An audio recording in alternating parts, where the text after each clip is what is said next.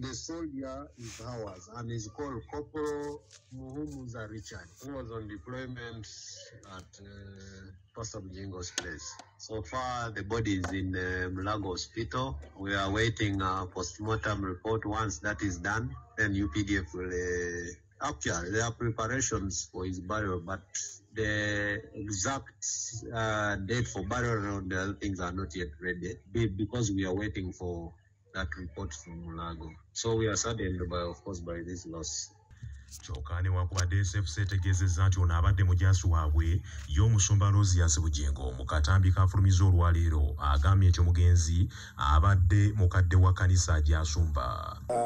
Nsaba okutegeeza bannayuganda nti ndi mulamu. Twagudde mu bantu b'emmundu ne batukuba amasasi nga tulina omukadde w'ekkanisa.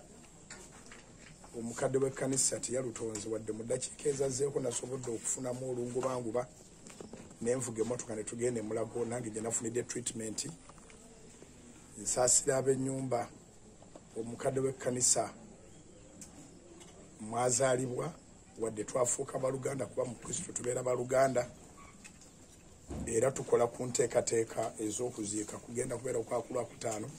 Siyina muntu yenna gwe nsonga mu lumwe nti ayinza okuba nga yali emabega w'okukunga kwanga amasasi, naye omulabe Setaani ye yakikoze n'amuswaza. Nkyali mulamu kubanga mu maaso ga Mukama bye yantuma okukola tebinnaggwaayo. Singa bibadde biweddeyo nandibadde nagenze, naye nkyaliwo.